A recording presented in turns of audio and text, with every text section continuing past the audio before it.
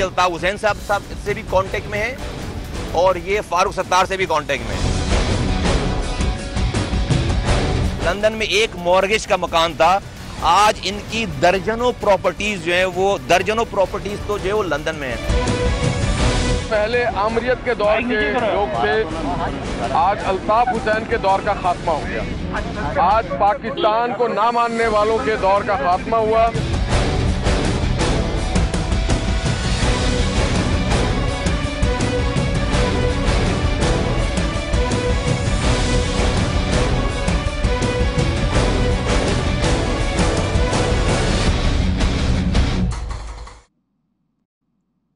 अस्सलामुअलैकुम, आप देख रहे हैं प्रोग्राम नाइट एडिशन और मैं हूं आपकी मेजबान शाजिया ज़िशान। नाजरीन, जस्टिस रिटायर्ड सईदुज़्ज़मान सिद्दीकी के गवर्नर सिंध के ओहदे का हलफ उठाने से डॉक्टर इशरतुल इबाद के 14 साला बाप का खात्मा हो गया, जिनकी सियासत का ये कमाल था कि वो परवेज मुशर्रफ के बाद आसिफ जरदारी और फिर नवाज शरीफ के लिए भी काबिल कबूल रहे। लेकिन हालिया दिनों में अपने ही साबिक कलीग मुस्तफा कमाल की जानिब से जो इल्जामात लगाए गए, रिश्वत लेने के इल्जामात, दोहरी शहरियत रखने के इल्जामात और अल्ताफ हुसैन से ताल्लुकात रखने के इल्जामात, लगता है इन इल्जामात ने इशरतुल इबाद की नाव को डुबा दिया है।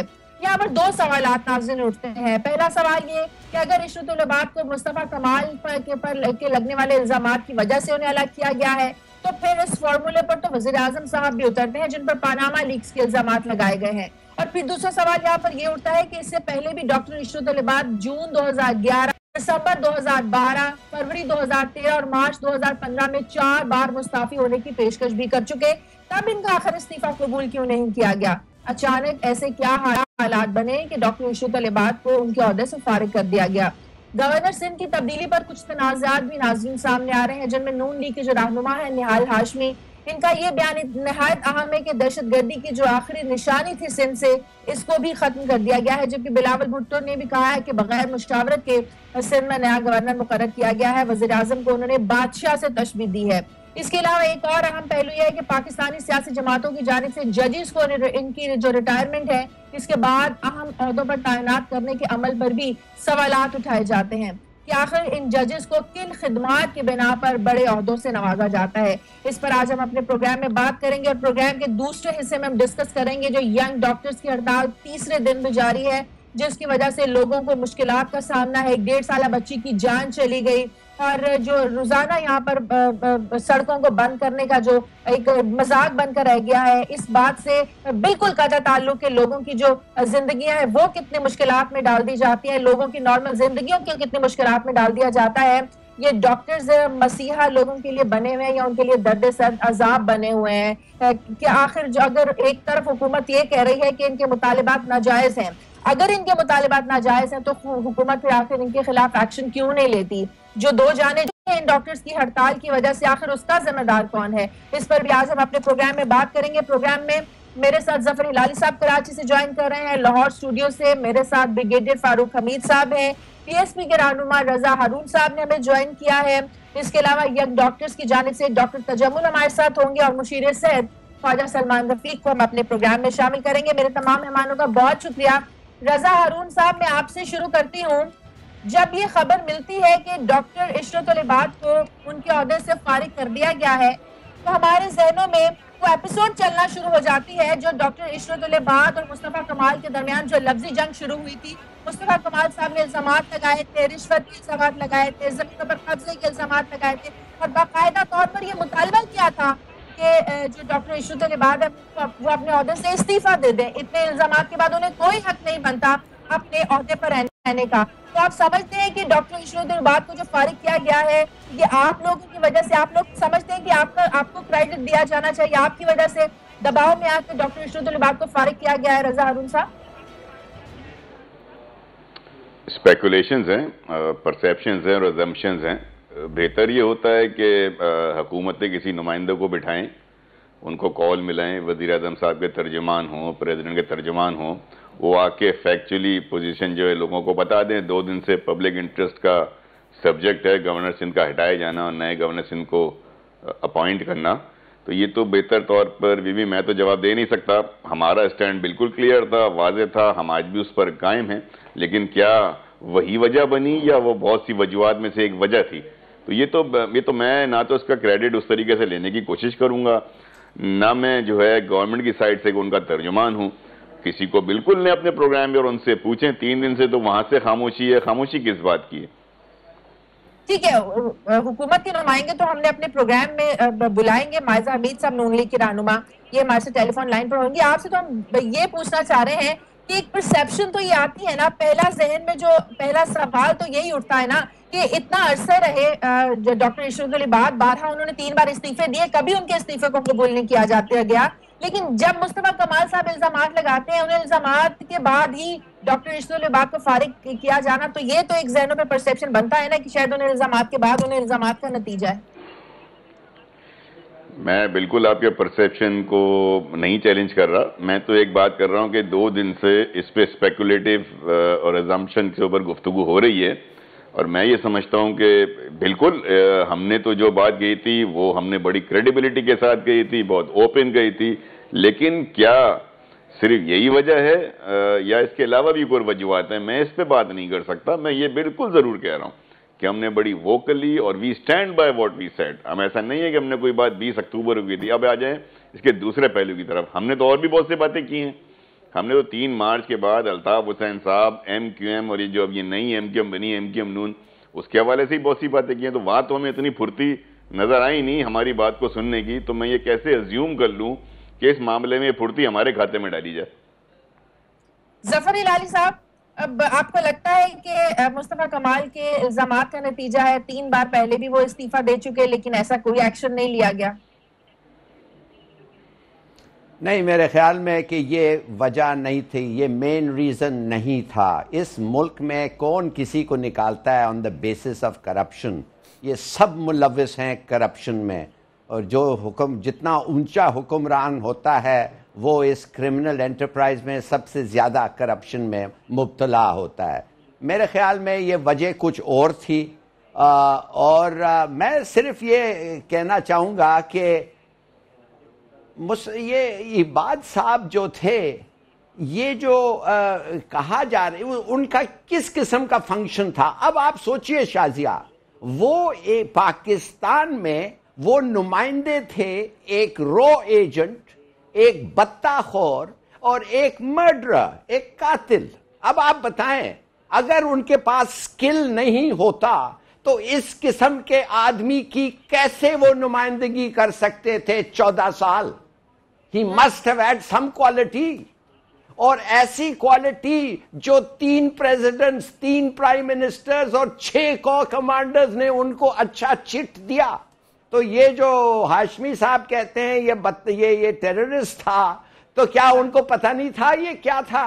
और अगर पता था तो फिर उनको भी डॉक्टर आसिम के साथ जेल में होना चाहिए, और अगर पता नहीं था तो वो तो बड़े स्टूपिड पीपल है, नामाकूल लोग हैं जो 14 साल में एक आदमी को पहचान नहीं सके। तो माफ करिए, मैं समझता हूं कि इसका गुड एंड बैड।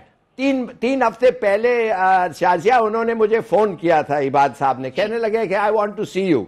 तो मैं गया, उनको मिला। उस 3 हफ्ते में मैं 3-4 दफे उनसे मिला, और मैं आपको सिर्फ ये बताना चाहता हूं कि उनका साइड ऑफ द स्टोरी बड़ा इंटरेस्टिंग स्टोरी था। मिसाल के तौर पे, अगर आप पास टाइम है तो मैं आपको बता सकता हूं कि जी, आपको और मुझे ये तो नहीं पता था कि 13 मई को असफंदियार वली खान और जो ANP है उन्होंने हड़ताल का कॉल देना था। अब आप खुद सोचिए, 12 मई को MQM मिलिटेंट्स ने उनके पार्टी वर्कर्स को मारे थे, और 13 मई को वो हड़ताल का कॉल दे रहा था। और मुशर्रफ साहब तो इस्लामाबाद में अपने मुक्के दिखा रहे थे। तो इसने क्या किया एज गवर्नर? ये उनके घर गया। किसके घर? असफंदियार वली। और असफंदियार वली के घर जाके पैर पकड़ा, उसको फिजिकली उसका पैर पकड़ा और कहा मत करो, अगर ये तुम करोगे ये मुल्क खत्म हो जाएगा, एथनिक राइट्स होंगे। और शाही सैयद वो भी था, इनकी बात माने गई। तो देखिए, ये तो एक बहुत बड़ा क्लेम है, क्रेडिट है इसके लिए। दूसरी बात, हाँ ये सही है कि ये मुझे वो बता रहे हैं, मैं मानता हूं वो बता रहे हैं, मगर ऑब्जेक्टिवली हम असेस करें। हॉस्टेजेस जो पकड़े गए थे सोमाली पायरेट्स के, वो भी इन्होंने छुड़ाया, पैसे इन्होंने रेज किया। और आपको अब मैं मजे की बात बताता हूं, वो उन लोगों में हिंदुस्तानी भी थे जो हमने रिहा किया, माने इंडियन सेलर्स भी हॉस्टेजेस थे। तो जब हमारे सेलर्स को रहा किया गया, हमने जब उनका रैंसम दिया तो उन्होंने इनको भी छोड़ दिया। हिंदुस्तान के फॉरेन ऑफिस और हिंदुस्तान की पूरी पब्लिसिटी मशीनरी को कि माना गवर्नर का जो ओहदा है, इस गवर्नर को रखना, गवर्नर को हटाना, ये प्राइम मिनिस्टर और सदर का जो ये आईनी इस्तेहकाक होता है। लेकिन 14 साल से गवर्नर अपने ओहदे पर काम कर रहा था, ये आखिर एकदम गवर्नर को क्यों हटाएगा? और उसके बाद से हुकूमत की जानिब से खामोशी है, हुकूमत की जानिब से इस पर कोई बात नहीं की जा रही है, कोई वजह, एक बाकायदा एक वजह नहीं बताई जा रही है कि आखिर एकदम हुकूमत को ऐसा फैसला क्यों करना पड़ा। कोशिश करेंगे मुस्लिम लीग नून की रहनुमा माइजा हमीद हमारे साथ हो, उनसे इसकी वजह जानेंगे। छोटे से वक्त हमारे साथ रहें।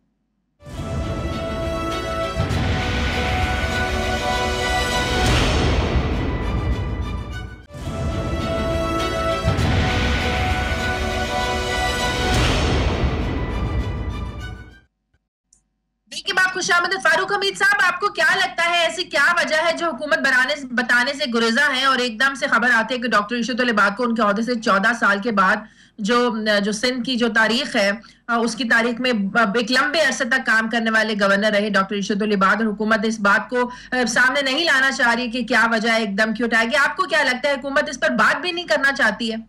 बिस्मिल्लाह रहमान रहीम, बहुत शुक्रिया शादिया। देखिए, मैं थोड़ा सा यहाँ पे डिफर भी करूँगा जो हलाली साहब ने कहा। देखिए, 14 ईयर्स एज गवर्नर, यकीनन इतने लंबे अरसे में कुछ ना कुछ तो अच्छे काम इन्होंने किए हैं, हम मानते हैं इस बात को। लेकिन आपने 2-3 चीज़ें ध्यान में रखनी है।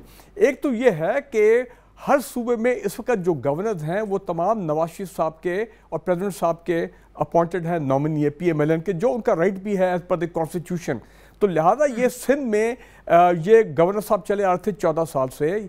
क्या आपको मालूम है कि ये ना सिर्फ अल्ताफ हुसैन के क्लोज एसोसिएट थे, इनका माजी जो है बड़ा दागदार है, इन पे क्रिमिनल चार्जेस थे। वो मैं समझता हूँ बहुत बड़ा कॉम्प्रोमाइज़ किया गया था जनरल मुशर्रफ ने। फिर जारी बात है जनरल मुशर्रफ की ये अपॉइंटी थे, और मेरा ख्याल आप ही आउटलिव्ड हिज यूटिलिटी। जो इन्होंने थोड़ा बहुत कंट्रीब्यूट करना था कराची के लिए वो उन्होंने किया, खासकर कराची के ऑपरेशन में पिछले 3 साल में। लेकिन जब पीपल्स पार्टी का दौर था और ये गवर्नर थे, तो आपको याद है उस जमाने में क्या होता था, 35 से 40 लाशें जो है वो रोज गिरती थी। जिस 10 लाशें कराची में गिरती थी तो कहा जाता था कि आज तो सूरत हाल बहुत लॉ एंड ऑर्डर की बेहतर है कराची में। एक तो ये बात, और दूसरा इमीडिएट कॉजेज क्या हो सकते हैं। इमीडिएट कॉजेज एक तो ये है कि जनाब इन्होंने एक अजीब सी स्टेटमेंट दे दी कि ये तो रिप्रेजेंटेटिव है एस्टैब्लिशमेंट के। अब इनको तो कहना चाहिए था कि वो तो फेडरल गवर्नमेंट के रिप्रेजेंटेटिव हैं। और दूसरा जो मुस्तफ़ा कमाल साहब के साथ जो उनका एक्सचेंज ऑफ हॉट वर्ड हुआ, और मैं समझता हूं कि जो उन्होंने अल्फाज इस्तेमाल किए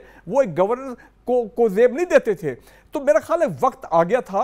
हम तो 1.5-2 साल से कह रहे थे कि अगर आपको कराची और सिंध में हालात बेहतर करने हैं तो जनाब मोहतरम कायम अली शाह साहब और ये गवर्नर साहब इनको जाना चाहिए। और अब अच्छी बात है कि आप दोनों सीन से हट गए हैं, वो नए चीफ मिनिस्टर हैं, वो यंग हैं। कहने का मतलब है ये जो वक्त आया ये मुस्तफा कमाल के इल्जामात की वजह से वक्त आया, उनके इल्जामात के बाद ये वक्त आया कि हुकूमत ऐसा फैसला एक देखिए, government was looking for an opportunity कि कैसे इनको फारग किया जाए, और फिर वो अपना नवाज शरीफ साहब और प्रेसिडेंट साहब अपना नॉमिनी लेके आए, जो अपने उनके लॉयलिस्ट हैं उनको लेके आए। वो कैसे बर्दाश्त, ठीक है 3 साल गुजर गए कराची ऑपरेशन की वजह से, वो कैसे चाहेंगे कि अल्ताफ हुसैन के लॉयलिस्ट या जनरल मुशर्रफ के लॉयलिस्ट जो है वो बैठे रहे अपना गवर्नर हाउस के अंदर। मेरा ख्याल है ये एक अच्छा फैसला है, ये होना ये काफी पहले हो जाना चाहिए था। 2015 को पार्टी से भी निकाल चुके थे फारूक हमीद साहब जी। क्या फरमाया आपने, दोबारा कहें काइंडली?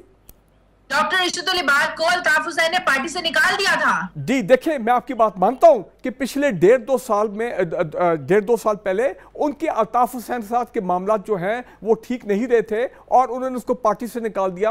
और कराची में जो MQM पाकिस्तान है वो भी इनको ब्लेम करता रहे कि जनाब हमारे मिसिंग पर्सन में मदद करें, जो लोगों को उठाया जा रहा है वगैरह केसेस उनमें हमारी मदद करें। लेकिन क्या आप वो भूल गए हैं? आप भूल गए सौलत मिर्जा की कन्फेशनल टेप जिस पर उसने कहा कि जनाब देखें, जब MQM जो ओरिजिनल एमक्यूएम थी, जब ये पावर में थी, खासकर ये अपना पीपल्स पार्टी के दौर में, जनरल मुशर्रफ के दौर में, तो आपको मालूम है कि ये उस वक्त बी गवर्नर थे और वसीम अख्तर साहब होम मिनिस्टर थे। और क्या उन्होंने उस स्टेप में उन्होंने कहा था सौलत मिर्जा ने कि जनाब बड़े बड़े मर्डर्स, टारगेट किलर्स को इन्होंने जेलों से निकाल के पेरोल पे करके पता नहीं किधर गायब करा दिया। तो देखें, इशरत उल अब्बास साहब was a bad choice as a governor. He should have never been appointed as a governor in the first place. It was a bad choice. उनके क्रिमिनल केसेस खत्म हो गए उनके अपने एमक्यूएम के दौर में।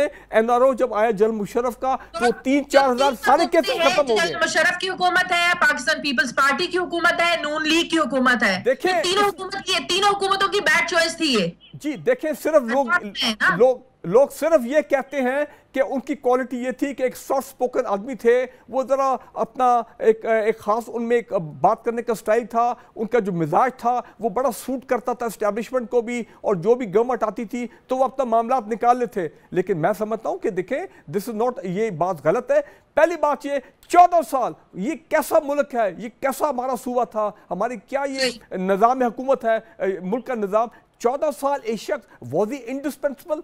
No, not at all. Karachi में बड़े बड़े बेहतरीन लोग थे एमक्यूएम के अंदर। पीएसपी के इल्जामात देखिए, मुस्तफा कमाल साहब के इल्जामात देखिए डॉक्टर इशरत उल अब्बास के पर, उसके बाद उनका हटाया जा रहा। कराची की सियासत के लिए कितना अहम फैसला है ये आप समझते हैं? देखें शाजिया, एक बात और मैं आपको बताऊं, ये चांसलर भी थे यूनिवर्सिटीज़ के, ये कराची बोर्ड के निगरान भी थे, उनके इंचार्ज भी थे। आप मुझे बताएं, और कराची के जो मामला थे बल्दियाती मामला की, ये सीएम साहब के साथ वर्किंग रिलेशनशिप में, उसकी अंडरस्टैंडिंग में चलाते भी थे। कराची का हाल आके देखें आप, पिछले 5 साल में कराची खंडर बन गया है। कराची में 4-4 फीट कचरा जमा है, कराची के अंदर गटर बह रहे हैं। ये शहर को देहात लगता है, इसमें सड़कें नहीं है। आप किसी सड़क पे 1 मिनट तक गाड़ी सीधी नहीं चला सकते, गड्ढे हैं, गड़े हैं, सड़कें टूटी फूटी पड़ी हैं। ये कॉम्प्रोमाइज पोजीशन पे थे। फिर आप अभी पिछले दिनों टीवी पे ये एक प्रोग्राम आया, इसमें इंटर बोर्ड की सारी स्टोरी आई है। कराची में यूनिवर्सिटी को आप हाल देख लें, तालीमी इदारों का आप हाल देख लें, तो जो इनके जो चीजें दुरुस्त करनी चाहिए थी, इसके बराह रास्त निगरान थे, वो चीजें तो खराब से खराबतर होती चली गई। तालीमी मेयार इंतहाई पस्त हो गया। हम तो कहां थे, कहां आकर खड़े हो गए। मैं इतनी बात आपसे कर रहा हूं कि देखें, ये एक अपॉइंटेड पोस्ट होती है, इसमें अपॉइंटमेंट के जरिए जो है किसी को पोस्ट पे लगाया जाता है, और प्रेसिडेंट साहब की प्रेरोगेटिव थी, उन्होंने यूज करी है। लेकिन ये कोई पॉपुलर पोस्ट थोड़ी है, ये कोई इलेक्टेड पोस्ट थोड़ी है, ये कोई कॉन्स्टिट्यूशन, किसी कॉन्स्टिट्यूएंसी के इलेक्शन जीतकर थोड़ी यहां पर आकर आदमी बैठता है। फिर 14 साल का अरसा, उस 14 साल के अरसे में क्या ये सोमालिया का जहाज ही रह गया बताने के लिए? इस 14 साल के अंदर में क्या मूल से बाहर की एक्टिविटीज रह गई है? इस 14 साल में इनके जो अपने under universities, inter board, matric board, दीगर इदारे थे, उनका क्या हाल है? बुरा हाल है। और शाजिया, हम तो ये बात कर रहे हैं। और रजा साहब, शाजिया, मैं ये कहना चाहता हूँ, आप देखें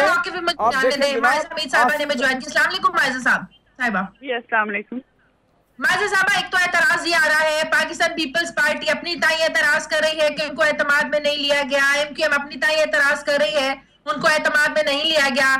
ये बात ठीक है, दुरुस्त है कि आईनी इस्तेहकाक कि आईनी हक है प्राइम मिनिस्टर साहब का, सदर साहब का मुशावरत के बाद गवर्नर सिंह को कहीं भी तैनात करने का, उनको हटाने का। लेकिन आप नहीं समझती कि जो सूबाई हुकूमत है जिसके साथ मिलकर गवर्नर ने काम करने होते हैं, उनको एतमाद में लेना बहुत जरूरी था? देखिए, सबसे ज्यादा इम्पोर्टेंट बात है कि कॉन्स्टिट्यूशन में क्या लिखा हुआ है, और कॉन्स्टिट्यूशन में सबसे ज्यादा जो लिखा गया है वो यही है कि जो गवर्नर का अपॉइंटमेंट है वो जो है फेडरल हुकूमत का प्रोगेटिव है। तो मेरा ख्याल है ये प्रोगेटिव इस्तेमाल किया गया है, और ये एक ऐसी पोजीशन है जो न्यूट्रल किस्म की पोजीशन होती है। और यहाँ पे जो है बरक्स जो पिछले गवर्नर थे उनसे ये जो इनका ट्रैक रिकॉर्ड है, जो अभी गवर्नर अपॉइंट किए गए हैं ऑनरेबल, उनको वो जो है बड़े ट्रांसपेरेंट और जो है ऐसे उन जजों में से आते जो पीसीओ के तहत उन्होंने वो जो है मुशर्रफ जब ऑब्वियसली डिक्टेटर थे उस वक्त उन्होंने ये वो भी नहीं लिया। इसलिए मैं ये समझती हूँ कि सबसे ज्यादा इम्पोर्टेंट बात वो भी नहीं लिया। तो मैं इसलिए सबसे ज्यादा इम्पोर्टेंट बात ये कि वो एक ट्रांसपेरेंट और एक बगैर किसी दाग के ऐसी शख्सियत लगाई गई है जो जिसपे किसी किस्म का इल्जाम नहीं है। तो मैं ये समझती हूँ कि ये तो एक बहुत बड़ी खुश आइन बात है। दूसरी बात ये है कि देखिए, इनकी हुकूमत MQM की हुकूमत, पीपल्स पार्टी की हुकूमत गई आई, ये इकट्ठे भी रहे, और अब जो क्रिटिसाइज कर रहे हैं सिंध को, ये उस वक्त कहाँ थे जब पिछले टेन्योर में भी जो है गवर्नर साहब पिछले थे, रूल कर रहे थे। कराची का खंडरात बनना या कराची की सिचुएशन खराब होने का जो ब्लेम है वो ऑब्वियसली जो वहाँ की हुकूमत है आफ्टर द NSP अवार्ड उन पे जाता है। तो गलत जगह पे मेरा ख्याल है इल्जाम लगाने से जो है चीजें कराची की बेहतर नहीं होने लगी। नहीं, मेरी जरा बात करनी दीजिएगा मुझे। सारे हुकूमत ने ये फैसला क्या मुस्तफा कमाल के इल्जामात के बाद किया है? एकदम अचानक फैसला होना, इसकी क्या वजह, ये समझी जाए। कराची की जो सिचुएशन है, जो सूरत हाल है, उसमें मुझे जो अभी तक नाज़रीन एक छोटे वक्फे के बाद हमारे साथ रहे, नाज़रीन हमारे साथ वक्फे के बाद आप आपके साथ हैं।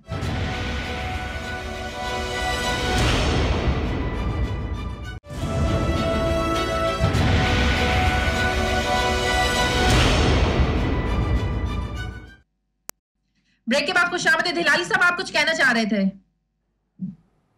जी, मैं शादिया मैं ये कहना चाहता था आपको कि ये सोमालिया का इंसिडेंट जो मैंने इसलिए बताया था कि सोमालिया के इंसिडेंट के बाद बकौल इबाद रॉ ने फोन किया अल्ताफ हुसैन को, और अल्ताफ हुसैन को रॉ ने कहा कि इबाद को कहो रिजाइन करे और निकले, और उनके कहने पे 2011-12 जो भी था, इबाद ने रिजाइन किया, रिजाइन करके फौरन चले गया दुबई।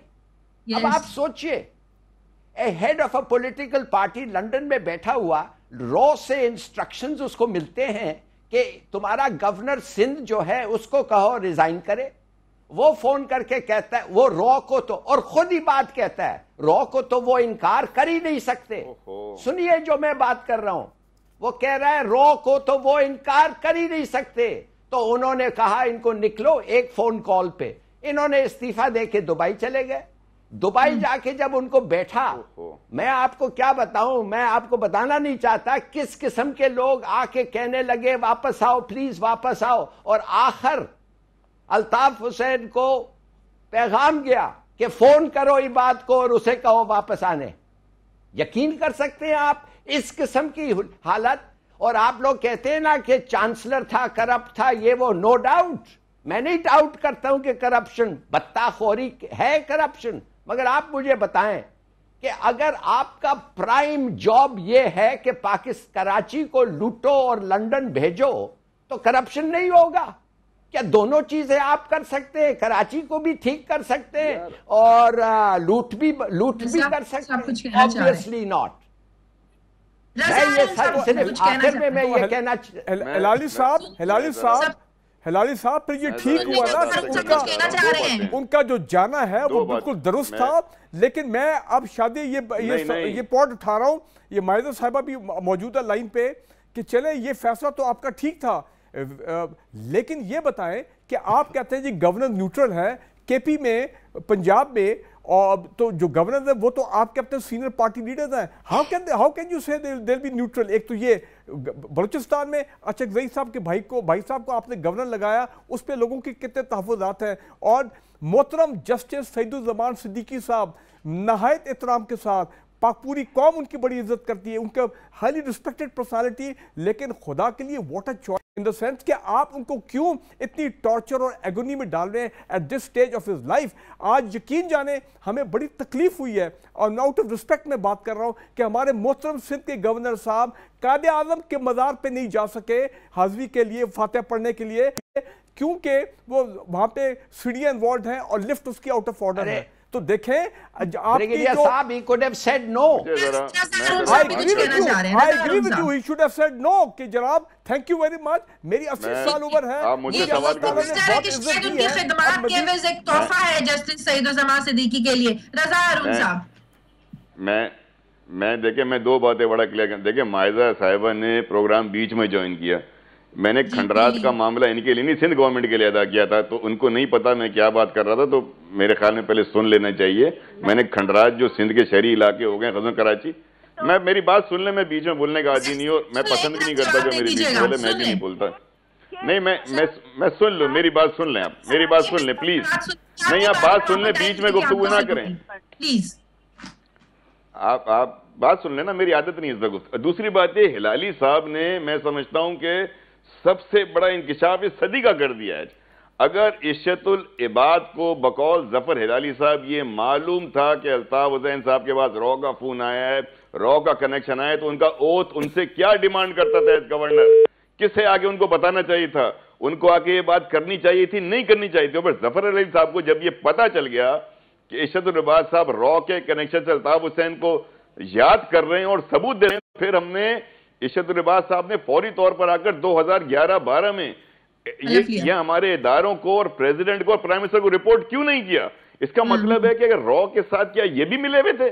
मैं क्या समझूं इस बात से जफर हिलाली साहब? How can he as a governor, how can he as a governor under oath, under constitutional oath, how can he not report and how can he not be a witness?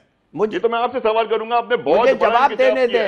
ये तो बड़ी, मुझे जवाब देने दे। मेरी अर्ज तो सुन ले। ना सिर्फ इशरतुल आबाद, ना सिर्फ इशरतुल आबाद, 1993 से 94 से हर प्राइम मिनिस्टर, हर प्रेसिडेंट, हर आदमी जो सिक्योरिटी का कोई उससे ताल्लुक था, उसको पता था इंडिया कनेक्शन। जफर हिलाली साहब, you are a respectable person, बहुत एहतराम है। क्या आपके सामने कन्फेशन किया? आपके सामने कन्फेशन किया? क्या उन्होंने आपके सामने कन्फेशन किया? आप जवाब दे दें हिलाली साहब। रजा साहब देखें, ट्रेजेडी इस मुल्क की ये है कि जब इशरतुल इबाद साहब के बारे में आपने भी इंकशाफ किया कि 12 मई 2007 में मुस्तफ़ा कमाल साहब ने कहा कि जी ये तो शायद मास्टरमाइंड थे, मुलव्विस थे, और इतनी चीजें सामने आई। हमने 2010 में, आप अल्लाह की शान देखें इस मुल्क के साथ क्या कुछ हुआ है। आसिफ जरदारी साहब ने उनको निशान इम्तियाज दिया। तो जनाब ऐसे लोगों को तो पाकिस्तान में निशान इम्तियाज दिया जाता है, और भी बड़े बड़े लोग हैं।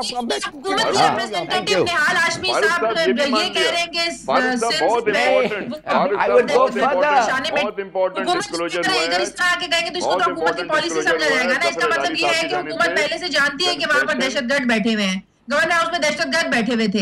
छोड़ दें, इस तरह की बातें करेंगे हुकूमत की तो पॉलिसी सामने आएगी। शाजिया, आज इसके प्रोग्राम में सब छोड़ दें। इतना इंपॉर्टेंट डिस्क्लोजर आज जफर हिलाली साहब ने किया है। मैं तो उनसे पूछना चाह रहा हूं, क्या उनके सामने कन्फेशन जैसे ये बता रहे हैं ऐसा गवर्नर साहब ने किया? ये तो बहुत बड़ी बात है। अंडर ओथ आदमी है, कॉन्स्टिट्यूशनल ओथ है गवर्नर का, वो कैसे नहीं आके बता रहा है इदारों को? गवर्नर साहब को यार तो बात तो सुन, are you going to listen? आप चुप होके सुनेंगे बात? आप बात खत्म करें, मैं जवाब देना चाहता हूं। उनको किसने कहा, किसको, जब उन्होंने ये कहा कि रॉ ने अल्ताफ हुसैन को कहा और उन्होंने ये कहा कि लोगों ने मुझे कहा इस्तीफा छोड़ो, हम नहीं एक्सेप्ट करवाते और वापस आओ, कौन था वो आदमी? तो क्या आप बात कर रहे हैं कि ये आदमी को ये करना था, वो करना था? ये सबको पता था। राइट लेफ्ट नहीं खेलो यार। आप नहीं, आपको शायद नहीं था। आपको किसने बताया? आपको किसने बताया? मैंने पढ़ा 1993 में आपके MQM के लोग ट्रेन होते थे हिंदुस्तान में, राजस्थान में। ब्रेक के बाद बात करेंगे यंग डॉक्टर्स के एहतजाज की, उनकी हड़ताल की। डॉक्टर तजम्मुल हमारे पास होंगे और उनसे हमारे साथ मौजूद होंगे, उनसे सवाल करेंगे कि आखिर क्या वजह है कि 3 दिन से वो सड़कें ब्लॉक किए हुए बैठे हुए हैं। मरीजों को मुश्किलात का सामना है और उनमें खुदा तरसी नाम की कोई चीज नहीं है। एक छोटे से वक्फे के बाद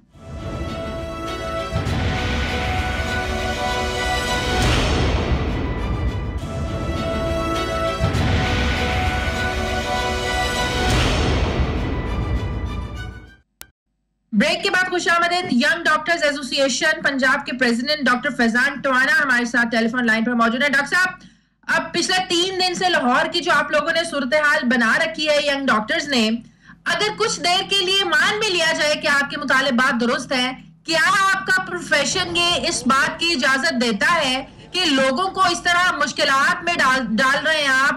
2 लोगों की जान भी चली गई और इन मुतालिबात की आड़ में क्या आप लोगों की जिंदगियों से खेलना शुरू हो जाएंगे अब? देखिए जी, सबसे सॉरी, मैं बताता चलूं कि ये हमारे एहतजाज का 4था रोज़ नहीं है। आज कमोबेश 15 दिन है कि 15 दिन से जी हम 15 दिन से मुसलसल एहतजाज कर रहे हैं। 15 दिन से हमने एहतजाज का कमोबेश पुरअमन एहतजाज का हर तरीका कार अख्तियार करके देख चुके हैं, लेकिन इसके बावजूद सितम ज़रीफ़ी ये कि हकाम बाला के सर पे जूं तक नहीं रेंगी और हमें मजबूर होकर पिछले 4 दिनों से इन सड़कों पर आना पड़ा। हमारा कतन भी इरादा नहीं कि हम इधर आके आए रोज़ इधर आके सड़कों पर आके बैठ जाएं। हमने पहले दिन से हमने ये कहा है कि हमने जब एक पुरअमन कैंप पुरअमन एहतजाज के तौर पर हम अपने हसब की जस्टिफिकेशन नहीं है कि आप लोगों ने हर बार इख्तियार कर लिया और आप जो है ना आके लोगों की जिंदगियों से इस तरह से खेलना शुरू हो जाए। आप कैसे इस तरह से रास्ते ब्लॉक कर सकते हैं? आम लोग मुश्किलात में हैं, एम्बुलेंसेस फंसी हुई हैं, डॉक्टर्स जो है वो मरीजों का वहां पर इलाज नहीं कर रहे हैं। ये कैसी जस्टिफिकेशन दे रहे हैं आप? देखें जी, जो मर्जी है आप पिछले 8 साल की महकमा सेहत की तारीख उठाकर देख लें। महकमा सेहत के अंदर एक भी टेबल मौजूद नहीं है जिसके ऊपर बैठ के टेबल टॉक की जा सके। पिछले 8 सालों में महकमा सेहत से मुतालिक जितने भी महकमा सेहत के किसी भी शोबे से ताल्लुक़ रखने वाले, चाहे वो डॉक्टर्स हैं, चाहे वो नर्सेज हैं, चाहे वो पैरामेडिक्स हैं, चाहे हेल्थ सपोर्ट स्टाफ है, उन तमाम के मसाइल के हल के लिए कोई एक टेबल मौजूद नहीं है। उन तमाम लोगों को अपने मसाइल के लिए हल के लिए मजबूरन सड़क पर आना पड़ता है। 8 साल से महकमा सेहत जब तक कि कोई बंदा सड़क पर आके बैठ के अपने मुतालबात नहीं बताता, महकमा सेहत के सर पर जूं तक नहीं रेंगती। आज 16वां दिन हो चुका है, हमने एहतजाज का कमोबेश हर किस्म का तरीका अख्तियार करके देख चुके हैं, लेकिन आज तक भी महकमा सेहत के ऊपर महकमा सेहत टस से मस होने को तैयार नहीं है। हम पिछले 2 हफ्तों से मुशीर सेहत से बार बार रिक्वेस्ट कर रहे हैं कि आप आएँ, मीडिया की मौजूदगी में हमारे साथ बैठें, हमारे मुतालबात सुने। अगर हमारा एक भी मुतालबा नाजायज़ है तो हम इधर से अभी उठ के जाने को तैयार है, लेकिन अगर हमारे मुताबिक कोशिश करें कि ख्वाजा साहब लाइन पर आए, ये भी मौजूद है। क्या इनका ये गिला दुरुस्त है कि हुकूमत जो है ना उनसे टेबल टॉक नहीं करी है, मुज़ाकरात नहीं करी है? कुछ भी है, लेकिन उसके बावजूद भी कोई भी कानून, कोई भी आइन जो है, कोई भी किसी भी किस्म का एहतजाज आपको इस बात की इजाजत नहीं देता। आपके मुतालबात भले ही ठीक होंगे, 100% ठीक होंगे, लेकिन किसी सूरत में आप लोगों की जिंदगियों से नहीं खेल सकते। जफर इलाही साहब, पिछले 3 दिन से जो डॉक्टर्स की जो हड़ताल है वो जारी है। अब तो सड़कें बंद करना यहाँ पर एक मजाक बनकर रह गया है। अब तो लोगों ने कहना शुरू कर दिया कि अगर ये डॉक्टर्स नहीं मानते, हुकूमत जो है ना वो सख्ती से एक्शन ले, सख्ती से जो है ना वो धरना खत्म करवाया कर, क्योंकि हुकूमत की भी गलत है कि सिचुएशन यहाँ तक पहुंचती है और हुकूमत जो है ना वो टस से मस नहीं हो रही है। बिल्कुल सही कह रही हैं आप। कोई एक्सक्यूज नहीं है कि इमरजेंसी वार्ड्स को बंद करने, लाइफ सेविंग ट्रीटमेंट ना दें, लाइफ सेविंग ऑपरेशंस को बंद करें। बात असल ये है कि ये जो हुकूमतें हैं, ये तो एजुकेशन और हेल्थ का ये हालत है तो इनसे कुछ एक्सपेक्ट नहीं करते। तो खुदा के लिए आप ऐसे करें ना कि नेशनल सर्विस बनाएं। ऐसा करें कि हर आदमी जो है 25 साल की उम्र के बाद वो 2 साल जाके एजुकेशन लोगों को पढ़ाएं, और डॉक्टर्स तो हैं वो उनको मैंडेटरी सर्व करवाएं हॉस्पिटल में। खुदा के लिए कुछ करें, इसलिए कि लोग मर रहे हैं उधर और हमारा इमेज बद से बदतर होते जा रहा है। साथ साथ में कहूंगा, ये साहब जिन्होंने बात की है वो बिल्कुल सही की है। बिल्कुल यही हालत है जिसका सोचिए, जब आपकी मासी आपकी हाउसमेट के बच्चों को प्राइवेट स्कूल में जाना पड़ता है, सोचिए तो सही क्या हालत है इस मुल्क का। These people can do nothing. Khwaja Sahab, आपको मेरी आवाज आ रही है? जी वालेकुम अस्सलाम, बिल्कुल मुझे आवाज आ रही है। जी ख्वाजा साहब, ये क्या सिचुएशन बनी हुई है? मॉल रोड बंद है, अब लोग मुश्किलात में हैं, अजियत में हैं। इस वक्त डॉक्टर फैजान टोना भी मेरे साथ टेलीफोन लाइन पर मौजूद हैं। वो कह रहे हैं हर बार हमने इस्तेमाल कर लिया, यहाँ पर कोई एक ऐसी टेबल नहीं है कि आके टेबल टॉक कर सके हमारे साथ हुकूमत। ये बात इनकी ये बात, मेरा मौकिफ ये है कि आप लोगों को भी इनसे जाकर बात करनी चाहिए, लेकिन इसके बावजूद भी कोई भी किसी भी एहतजाज की आड़ में लोगों की जिंदगी से नहीं खेला जाता। अगर कोई जिंदगी जाती है, इसमें हुकूमत भी बराबर की जिम्मेदार है। मुझे जरा मौका दें, क्योंकि फोन में बहुत वेट किया, आपका फोन पहले आना था, तो 2-3 मिनट में बात खत्म करने की कोशिश करूंगा ताकि आपके जो पैनलिस्ट हैं और पब्लिक के इल्म में बात हो कि इसकी वजह क्या है। देखिए, मुतालबात वहाँ तस्लीम किए जाते हैं जहाँ कुछ फाइनेंशियल इशू हो, सर्विस सेक्टर का इशू हो। यंग डॉक्टर का डॉक्टरों ने हमने एक इशू बैठ के किए हैं। 3.5 अरब का हमने इस साल पैकेज दिया है। जो बच्चे अनपेड से अरबों रुपए का उनको पैकेज दिया। इस वक्त इशू इन चीज़ों का नहीं है। इशू है क्या? इशू यह है कि एक डॉक्टर और नर्स का जहाँ पे राइट है कि ज़ाहिर है जब अटेंडेंट उसको मिसबिहेव करता है तो हम उसके खिलाफ कार्रवाई करते हैं, क्योंकि डॉक्टर और नर्स को हमें सेफ एनवायरमेंट है। इसी तरह कोई भी जो गरीब अटेंडेंट है, अगर वो किसी की शिकायत करे डीएमएस को कि मेरे भाई का इलाज ठीक नहीं हो रहा और उसको ज्यादा खौफ किया जाए, उसको मारा जाए, थप्पड़ मारे जाए पूरे अस्पताल में मरीजों के अटेंडों के सामने, तो जाहिर है जो यूनिवर्सिटी है, जो प्रोफेसर है, साझा कराना, वो उससे कोई ना कोई उससे सजा तजवीज़ करेंगे। एक कमेटी कंसल्ट की गई बादशाह साहबान और इस साफा तौर पर सिर्फ एक बच्चे को 1 साल के लिए मौतल किया गया और एक बच्चे को ट्रांसफर किया। बात किसी इशू या मुतालबे की नहीं, बात ये है कि क्या अस्पताल कोई अखाड़ा है कि हम अटेंडेंस को मारें। अच्छा, उसके बाद उससे अपील की जाती, एक फोरम में अपील करने के बजाय पूरे अस्पताल को हॉस्पिटल बनाया गया, इंडोर बंद किए गए, 8-10 दिन कम अज कम करते रहे, ओपीडी बंद की गई, अब तक इमरजेंसी को बंद करने की कोशिश की गई। तो जाहिर है कि जो डिपार्टमेंट है, जो यूनिवर्सिटी है, जो अस्पताल की मैनेजमेंट है, उनको कुछ ना कुछ एक्शन लेना है। अब जो ये बच्चे माल पे बैठे हैं, आपकी बात ठीक है, अगर आप समझते हैं कि इनके मुतालिबात जायज नहीं है, ठीक नहीं है, तो जो लोगों के लिए अजियत बने हुए हैं लोग, पेशेंट को मुश्किलात हो रही है, तो इनके खिलाफ एक्शन लें। हमने इनके खिलाफ बिल्कुल एक्शन किया है, FIR भी दर्ज किए हैं, इनको नौकरियों से पूजा करते हैं, इनको नोटिस दिए गए हैं। अब सोचा है कि हमें नए डॉक्टर नई नर्सें भर्ती करनी है, अस्पताल को फंक्शन करनी है, उसके बावजूद हम कह रहे हैं कि आप करना खत्म करो, सेक्रेटरी हेल्थ को अपील पर्सन आगे कर दो, हम एक सीनियर प्रोफेसर की कमेटी बना देंगे जो जस्टिस से दोबारा फैसला कर लेगी। अब जाहिर है कि ये कहते हैं कि जो लोग मर गए हैं, जो सारे आपने हमारे खिलाफ किया, उसको खत्म करें, तो सारे हर काम में हुकूमत भी बराबर की जिम्मेदार है। फारूक हमीद साहब, क्या ये मसले का हल है कि हर 6 महीने के बाद जो है वो यंग डॉक्टर सड़कों पर निकले, सड़कें ब्लॉक करें, मरीज मरे, मरीजों को मुश्किलात हो, हुकूमत उनसे बात ना करे और हुकूमत नए डॉक्टर्स की भर्ती कर ले, फिर 6 महीने के बाद ये सिचुएशन हो, क्या ये मसले का हल है?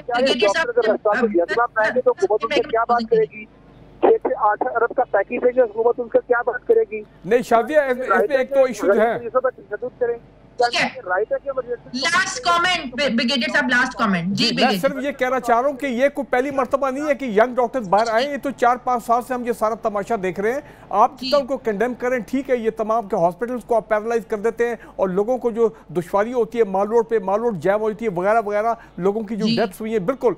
लेकिन मुझे आप ये बताएं, ये पंजाब का कौन सा सेगमेंट है प्रोफेशनल्स का जो अभी तक माल रोड पे नहीं आया? किसान जो है उन्होंने यहाँ पे स्ट्राइक किए, धरने दिए हैं, पैरामेडिकल स्टाफ आए हैं, नर्सेज आए हैं, टीचर्स आए हैं, और बल्कि यहाँ पे तो जो ब्लाइंड हमारे बहन भाई हैं उनको भी आके डंडे पड़े हैं और ये हुआ है। मेरा मकसद कहने का ये है कि ये पॉलिटिकल गवर्नमेंट की, देखे ना, ये उनका गवर्नेंस का यहाँ पे टेस्ट आता है, ये पंजाब हेल्थ डिपार्टमेंट के टेस्ट यहाँ पे आता है। भाई रोज आपका काम है मसले को हल करना, 5-5 दिन मामला लटक रहा है, तो ये you to be blame, doctors are not to be blame, उनके खिलाफ आप कार्रवाई करें, डिसिप्लिन इन्फोर्स होना चाहिए, वो हम नहीं कहते, लेकिन आपकी भी तो जिम्मेदारी है ना। बिल्कुल ठीक है, बहुत शुक्रिया हमीद साहब, ख्वाजा साहब हमारे साथ थे, डॉक्टर फिजान टवाना, जफर इलाली साहब, मेरे तमाम मेहमानों का बहुत शुक्रिया। नाज़रीन, प्रोग्राम का वक्त खत्म हो गया। नाइट एडिशन से शाजिया ज़ीशान को इजाजत दीजिए, आपसे मुलाकात होगी कल। अल्लाह हाफिज।